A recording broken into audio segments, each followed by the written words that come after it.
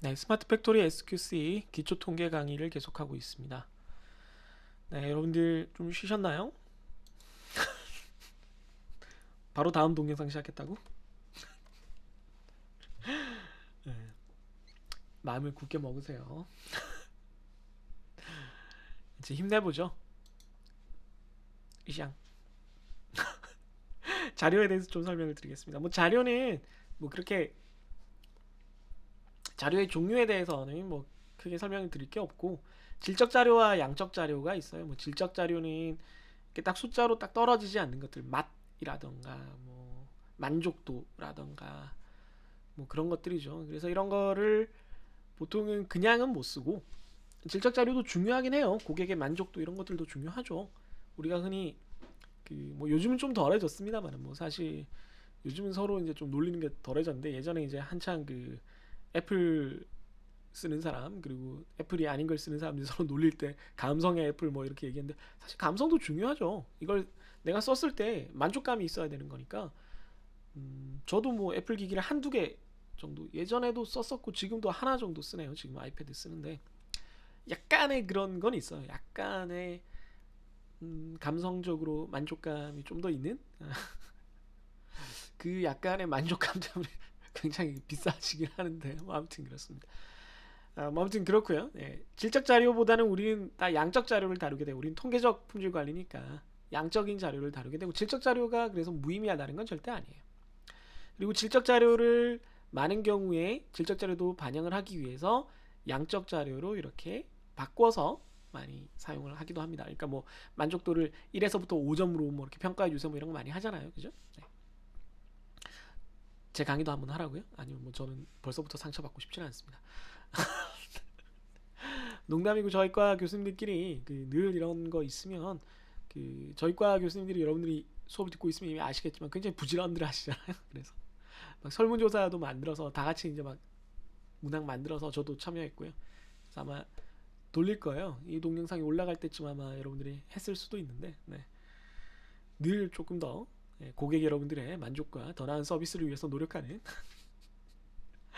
산업경영공학과 교수님들이 되겠습니다. 우리가 사용하는 자료는 대부분 다 양적 자료고요.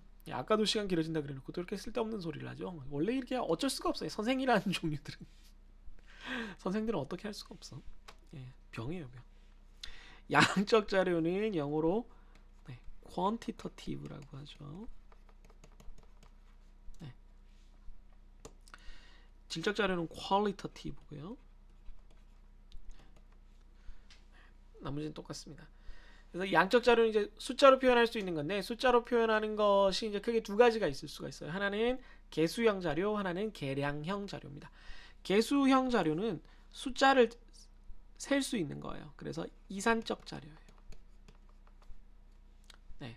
뭐 이산 수학 배웠던 학생들도 많이 있겠지만 0, 1, 2, 3 이렇게 개수가 딱딱 떨어진 거예요. 대표적으로 불량품의 개수 뭐 혹은 이제 그 옛날 그 용어들로 옛날 용어들하기보다 공식적인 용어로 치면 이제 부적합품이라고 하죠. 기준에 적합하지 못했다 그래서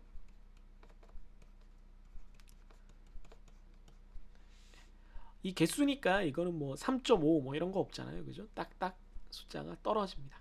1, 2, 3, 4. 그래서 이 개수형 자료를 다룰 때는 조금 다른 이산 확률 분포를 써야 돼요. 네, 잠시 후에 보겠지만 이산 확률 분포를 씁니다. 반대로 계량형 분포 같은 경우에는 계량형 자료 같은 경우에는 양적 자료니까 연속적입니다. 뭐 뭐가 있겠어요? 뭐 대부분 우리가 측정하는 대부분의 것들이에요. 뭐 온도라든가 길이라든가 무게라든가 뭐 부피라든가 뭐 무게보다는 질량이 좀 더 정확한 말이긴 하겠습니다만은 이런 것들이 모두 다 계량형 자료입니다. 뭐 혹은 생산 시간이라던가 뭐 배터리 같은 지속 시간도 그렇고요. 뭐 예를 들어 배터리 지속 시간이 6시간으로 딱 떨어지지 않죠. 뭐 5시간 45분 몇십 초, 뭐 거기도 뭐 소수점 붙이면 뭐 얼마든지 네, 달라질 수가 있을 겁니다.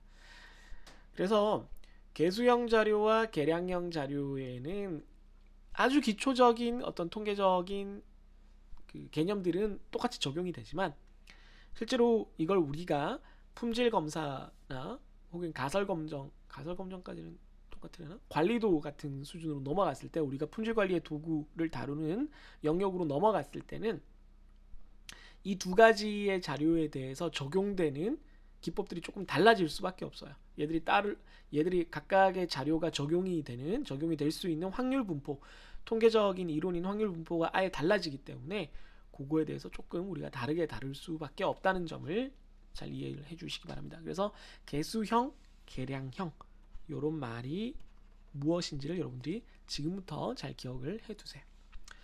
자, 그다음 대표값과 이 자료를 요약하는 그 통계량에 대해서 한번 살펴볼 텐데요. 크게 이제 대표값과 그 산포에 관한 것들이 있어요. 대표값은 중심을 표현하는 거야. 뭐 우리가 가장 잘 아는 대표값은 평균으로 우선 생각을 하면 되겠어요.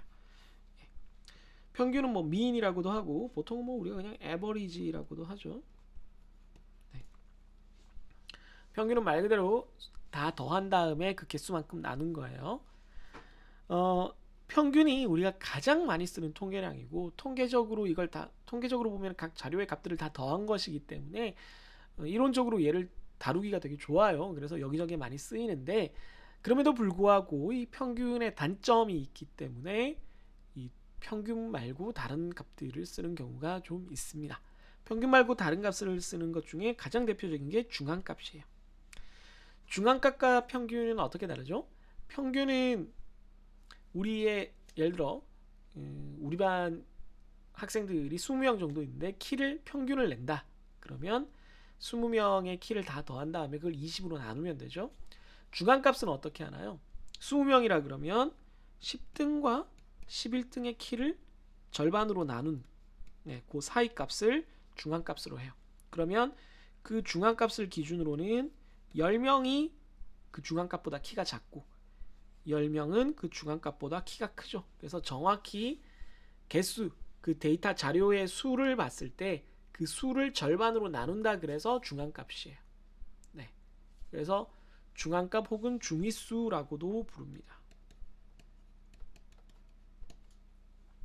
그러면 이 중앙값 중위수가 평균과 다른 점이 정의 말고 또 있느냐, 뭐가 있느냐 생각을 해보면, 뭐 학생들이 이미 다 배웠을 거라고 저도 생각을 하는데, 중앙값은 평균에 비해서 옆에다가 좀 쓸게요. 공간이 좀 필요해. 어디 갔냐? 중앙값은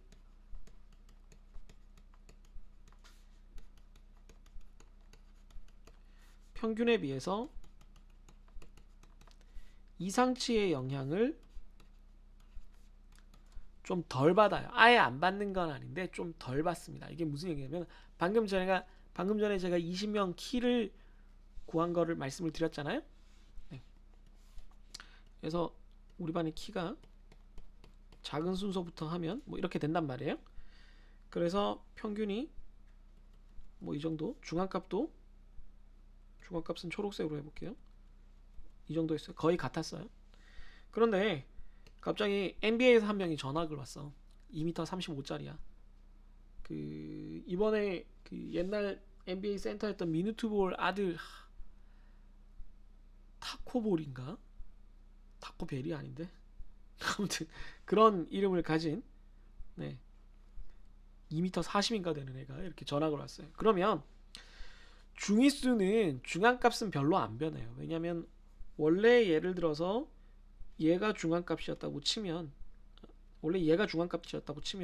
바로 옆에 한 등수만 넘어가거든요. 네. 그렇기 때문에 중앙값은 뭐 요 정도 변했어요. 그런데 평균은 엄청 많이 변하죠. 네. 평균은 이만큼 변해버립니다. 더 극단적인 경우로 우리 반에 지금 여러분들이 저랑 같이 있는데, 우리의 평균 소득을 따져봤을 때는 뭐 학생 여러분들이 뭐 아르바이트를 해봐야 뭐 월 100만원, 뭐 200만원 뭐 이럴 테니까 뭐 다 합쳐봤자 우리가 뭐 평균 뭐 100만원도 안 되는 수준이겠죠. 그런데 갑자기 우리 방 문을 열고 뭐 누가 들어오시면 좋을까요? 뭐 돈 많은 분이 누가 있나요? 뭐 아마존 회장 제프 베조스가 들어오신다거나, 우리나라로 치면 뭐 이재용 부회장이 문을 열고 뚜벅뚜벅 걸어 들어온다 그러면 갑자기 우리 평균값이 수십억, 수백억, 수천억으로 늘어나죠. 그럼 평균이 그만큼 늘어난다고 해서 우리가 그렇게 부자가 됐나요? 그렇지가 않아요. 그래서 평균이 현실을 좀 반영하지 못하는 경우가 발생을 하는 거예요. 그래서 이상치가 있는 경우에 평균이 영향을 너무 많이 받아서 좀 적절하지 않다. 우리가 실제로 느끼는 것과는 좀 다르다. 이런 얘기가 좀 있을 수가 있습니다. 중앙값과 관련 있는 또 다른 용어가 뭐냐면 데이터가 이렇게 여기에 꼴찌 1번부터 예를 들어 100번까지 있을 때 100명의 데이터가 있을 때 순수하게 등수로 이렇게 자를 수 있어요. 25%씩 돼야 되는데 예쁘지가 않네요. 이렇게 25%씩 자르면 여기가 하위 25%, 50%, 75% 이렇게 되죠. 아래에서부터 봤을 때 그랬을 때 이걸 다 하나하나가 쿼터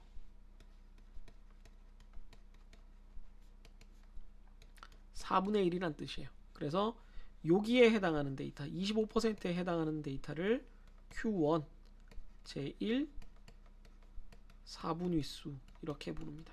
이거 여러분들 다 배웠을 건데 쿼타일, first 쿼타일 이렇게 부르죠. 이건 Q2, Q3 이렇게 되는 거죠.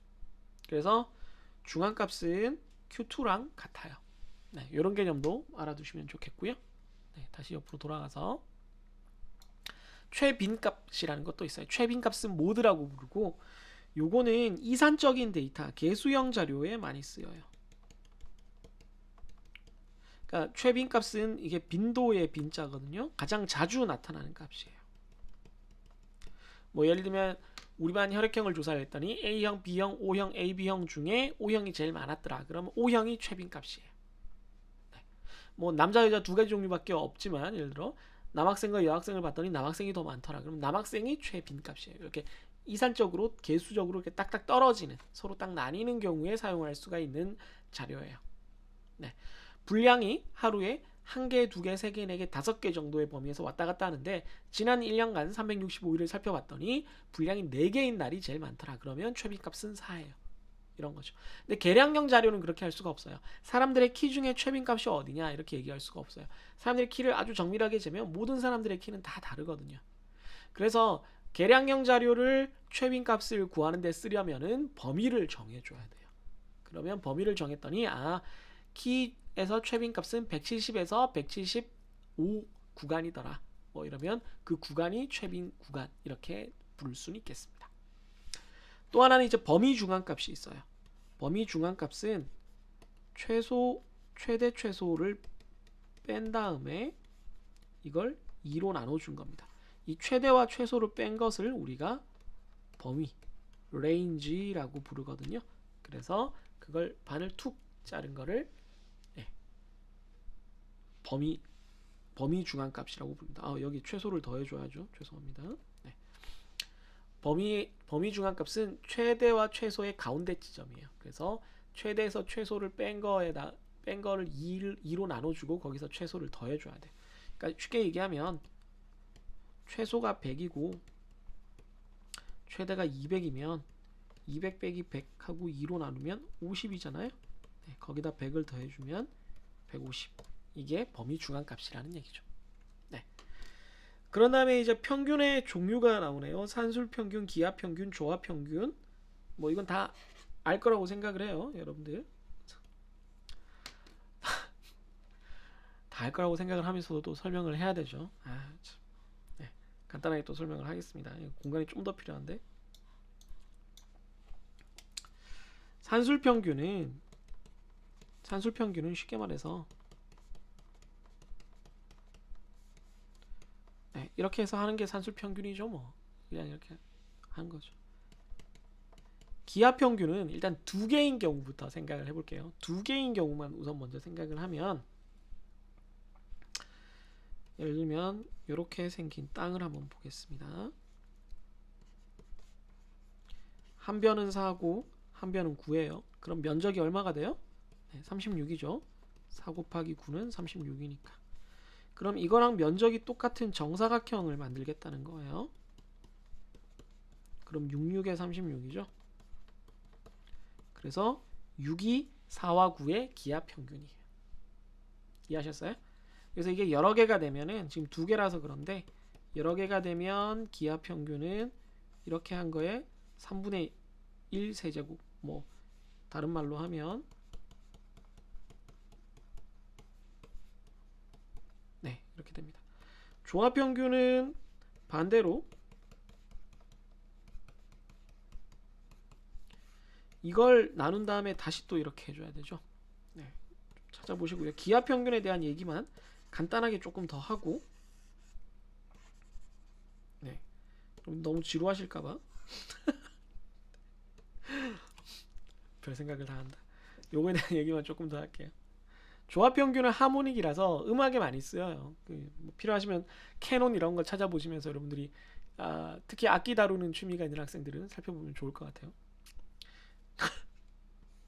기하, 기하 평균은 예, 지오메트릭이라 그러는데 우리가 기하학을 지오메트릭이라 그러거든요. 지오가 땅이에요, 땅. 내셔널 지오그래픽 들어보셨죠? 네, 내셔널 지오그래픽. 혹은 여러분들 인스타그램 같은데 사진 찍어 올리면 이게 장소가 자동으로 이렇게 올라가지 않는 경우에는 그 사진 속에 이미 그 장소에 대한 정보가 들어있긴 한데 그 GPS가 달려 있는데 GPS도 마찬가지고 거기도 지오가 달려 있죠. G죠. 그 사진에 지역 정보가 안 달리면 인스타에 뭐 어디라고 이렇게 체크인을 쓰잖아요. 그런 걸 지오 태그라 그래요. 태그를 다는데 땅에 관한 태그를 단다는 거죠. 매트릭은 측량하다라는 뜻이에요. 땅을 측량하는 학문이 기하학이에요. 이게 어디서 나왔냐면 이집트에서 나왔어요. 왜 이집트에서 나왔냐면 자꾸 쓸데없는 얘기를 많이 하는데 이집트에 강이 뭐가 있어요, 어린이 여러분? 네, 나일강이 있죠. 나일강이 이렇게 흐르는데 나일강이 많이 범람을 해요. 근데 건조한 동네라서 범람을 해야지 주위의 땅에 이제 물이 많이 공급이 되고 그 땅들이 이제 비옥해져요. 문제는 한번 범람하고 나면 강 모양이 이렇게 약간 바뀌어요. 네, 우리나라는 이제 모든 강이 이제 다 사방공사, 제방공사를 했기 때문에 강이 안 움직이지만 예전에 우리나라도 많이 그랬어요. 그래서 예전에 여기서 본 것처럼 요 동네에 4x9로 땅을 36 제곱 큐빗을 가지고 있던 네, 큐밭이라고 하던가 네, 잘 기억이 안 나네요. 요 길이를 갖고 있던 어떤 농민이 땅이 없어진 거예요. 물속에 들어갔어. 그래서 옛날에는 강이었던데 이제 새로 땅이 생겼으니까 이 사람한테 이렇게 땅을 주기로 한 거예요. 똑같은 크기의 땅을 줘야 되잖아요. 그래서 나 옛날에 땅 되게 컸던 것 같은데 땅 되게 작아졌는데 관리가 아니라고 정신 차리라고 이 바보야. 땅 크기 똑같다고 4구나 66이나 똑같잖아 임마. 이렇게 해서 이제 설득을 시키는 거죠. 그래서 지오메트리 땅을 측량하는 거고 면적을 구하다 보니까 숫자 두 개를 곱해야 되고 곱한 것의 평균이 얼마가 될 거냐 4와 9를 곱한 것과 6을 두 번 곱한 것은 같으니까 면적이 그래서 4와 9의 평균은 6이다 뭐 이런 개념을 만들어낸 게 기하 평균 기하학에서 나오는 평균이 되겠습니다. 정말 쓸데없는 얘기였죠. 네, 알쓸신잡 같은 거였어요.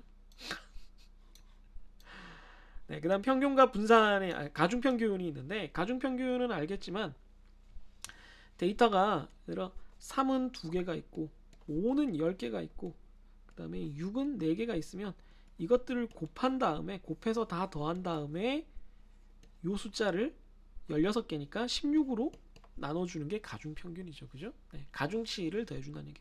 그러니까 3이 2개 있으니까 사실은 3 더하기 3 더하기 5는 10개 있으니까 5를 10번 더하는 거랑 똑같잖아요. 예, 그 과정을 사실 이렇게 표현한 것 뿐이에요.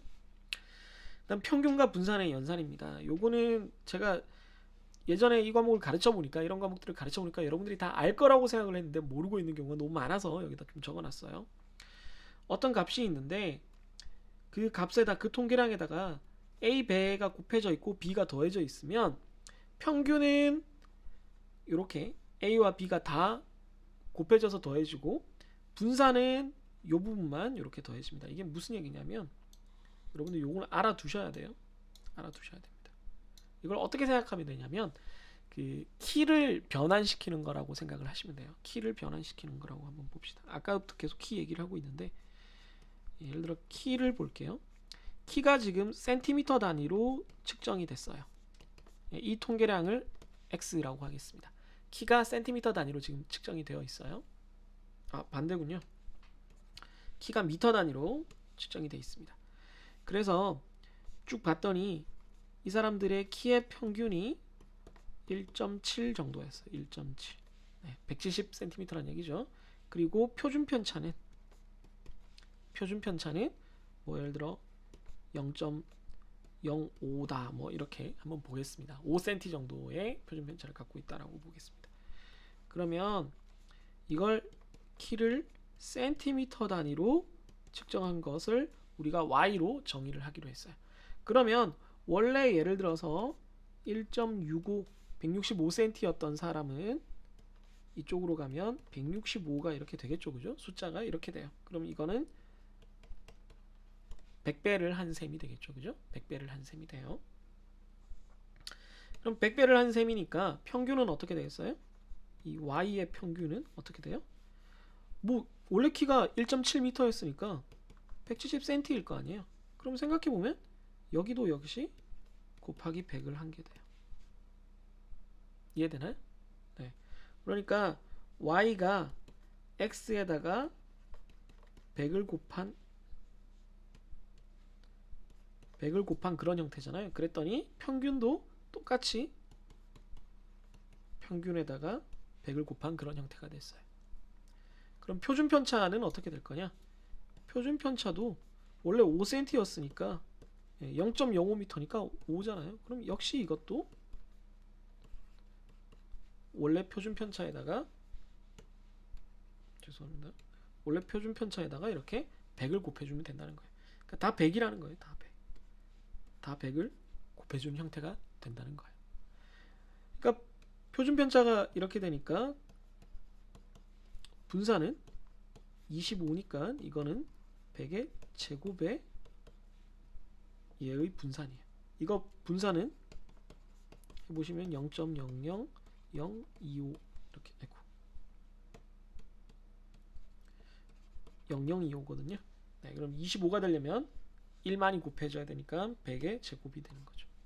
자, 그래서 앞에다가 이렇게 어떤 통계 변수에다가 앞에다가 뭘 곱하면 평균도 딱 그만큼 곱해지고 표준 편차도 그만큼 곱해지고 분산은 그거의 제곱만큼 곱해진다는 걸 배웠어요.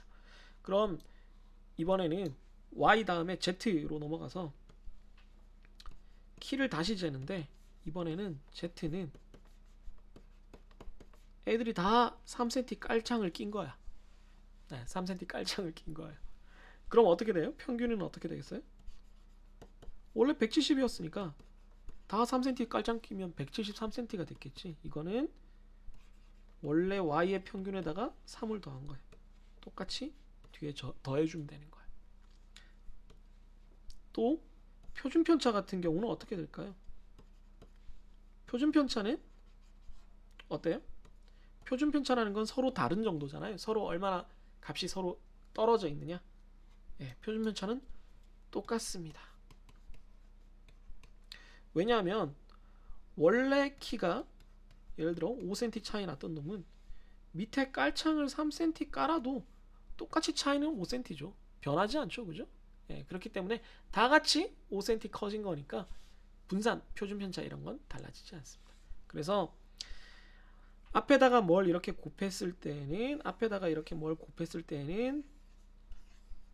평균과 표준 편차가 그대로 똑같이 곱해지면 되고 뒤에 이렇게 뭔가 그냥 더해져서 변환이 됐을 때는 평균만 달라지고 분산은 안 달라진다. 네, 달라지는 것이 없다. 이렇게 이해를 하시면 되겠습니다. 이걸 여러분들이 많이 헷갈려가지고 나중에 정규분포를 표준 정규분포로 바꾸고 이 과정을 헷갈리더라고요. 네, 그래서 이 부분을 좀 설명을 드렸습니다. 야, 이 2페이지 하는데 계속 20분씩 걸려서 이거 어떡하니? 네. 아니, 한 페이지였잖아 지금. 네, 두 번째 페이지 후딱 할게요. 아, 큰일 났다 진짜. 예, 어떤 자료를 요약하는 통계량에 대해서 평균에 대해서 살펴봤고요. 평균 말고 이제 3포에 대해서 살펴보겠습니다. 산포는 흩어진 정도를 말해요. 흩어진 정도. 여기 사분위수를 내가 여기다 얘기를 해놓고 또 이랬구나. 흩어진 정도는 서로 얼마나 자료들이 모여있는, 촘촘하게 모여있느냐 혹은 멀리 떨어져 있느냐 하는 거고, 분산은 다 아실 거예요. 근데 모집단의 분산은 이렇게 시그마로 쓰고 앞으로, 표본의 분산은 이렇게 스몰 s로 써요. 모집단의 표준 편차는 시그마, 모집단 표본의 표준 편차는 스몰 s 이렇게 씁니다. 그런데 또 이제 헷갈리는 게, 이게 우리가 분산을 구할 때 보면은 표본 표준 편차를 구하거나 분산을 구할 때 보면은 각 데이터를, 여기를 조금만 자세히 봐주시면 요 평균과 그 값이 얼마나 다른가를 이렇게 뺀단 말이에요. 그런 다음에 요걸 제곱을 해서 다 더하죠. 그래서 요 부분을 부르는 말이 있어요. 그게 오차 제곱합이에요. 오차 제곱합. 이걸 라지 S로 씁니다. 라지 S. 이게 라지 S를 따로 표현하기가 쉽지가 않더라고요. 네. 라지 S. 네, sum of squared error, sum of squared deviation 뭐 이렇게 부르는데, 그냥 SS라고 라지 SS로 이렇게 쓰기도 해요. 그래서 거기에다가 그냥 모집단이면은 n을 나눠주고 표본이면 n-1을 나눠줘야 돼요. 요것도 여러분들이 주의하셔야 되는데, 뭐 우리가 여기서 외울 필요는 없다는 것을 조금 이따 설명을 보여드릴게요. 뭐 다 저기 스프레드시트 함수에 다 있으니까. 그래서 요 윗부분이 S다, 요것만 알아주시면 되겠습니다. 그런 다음에 범위는 뭐 알죠? 네, 범위는 최대에서 맥스에서 민, 최대에서 최소를 뺀 값이 될 거고, 변동계수가 있어요. 변동계수. 변동계수는 이제 coefficient of variation이라 그래서 VC로 쓰는 책도 있고 뭐 CV로 쓰는 책도 있는데, 저는 CV로 많이 써왔기 때문에 그렇게 설명을 드릴게요. 변동계수는 표본 표준 편차를 표본 평균으로 나눈 거예요. 이걸 왜 나누느냐 하면, 예를 들면 키랑 몸무게를 쟀는데 어떤 집단에, 예를 들면 키는 각각의 평균과 각각의 표본 표준 편차, 표본 평균과 표본 표준 편차를 봤더니 센티미터로 쟀을 때 얘는 170에 5였고, 아까처럼 얘는 몸무게 평균이니까 얼마 정도 될까요? 뭐 65에 뭐 이것도 뭐 한 5였다 이러면 둘 다 흩어진 정도가 5네. 그러면은 뭐 둘 다 뭐 다양성 측면에서 비슷한가 보다, 다 요 정도 범위인가 보다 라고 생각을 하는데, 얘는 평균이 170짜리인 건데 5 정도 움직였으면 되게 비슷한 거고, 그 집단이 몸무게는 65가 기준인데 5나 움직였으면 꽤 많이 움직인 거잖아요. 그래서 그거를 비교하기 위해서 서로 다른 종류의, 너무 굵게 했나요?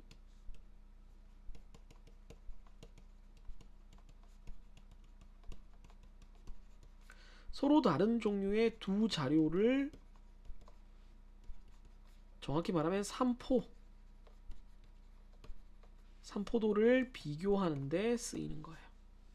이거 좀 어려운 개념이라서 한번 써드렸습니다. 그래서 요 경우 같으면 CV를 하면, 여기다 CV를 써야 되는구나. CV를 하면 얘는 5분의 170이 되고 얘는 5분의 65가 돼서 이쪽이 더 큰 거죠. 네. 이렇게 얘기를 할 수가 있겠습니다. 이해하셨나요? 네. 데이터가 얼마나 서로 흩어져 있는지를, 서로 종류가 다른 데이터니까 직접적으로 그냥 표준 편차로 비교하기가 힘들다는 거예요. 그럴 때 쓰는 겁니다. 그럼 사분위수는 아까 설명해 드렸고, 사분위수 범위는 Q3와 Q1의 차이를 얘기를 합니다. 네. 물론 맥스와 민을 봐도 되는데, 맥스와 민을 보면은 얘는 어떤 문제가 있냐면, 너무 아까도 얘기했지만 이상치의 영향이 커요. 네. 아주 큰 학생 하나, 뭐 아주 부자 한 명, 뭐 아주 몸무게가 많은 학생 한 명만 있으면 이 범위가 너무 엄청나게 커질 수가 있죠. 그냥 레인지는. 그래서 인터쿼타일 레인지, 그 사분위수 범위는 상위 25%에서 하위 25% 범위로 이렇게 봐주는 거예요. 그러면 이제 좀 아주 이상한 값이 들어가 있어도 얘들은 변하지 않으니까. 그러면 뭐 우리가 간단하게 또 퀴즈를 내자면 얘네들이 커지면 이게 커지면 예, 분산이나 뭐 표본 분산 이런 것도 역시 커질 확률이 높겠죠, 그죠? 네, 비슷하게 같이 갑니다. 서로 많이 흩어져 있다는 뜻이니까. 네, 아우 설명할 게 너무 많아가지고 아이쿠 제가 저 말을 너무 길게 하네요. 네, 네, 엔딩 멘트도 짧게 하겠습니다, 여러분. 얼른 쉬시고 네, 다음 동영상으로 또 만나도록 하죠. 네, 안녕히 계세요.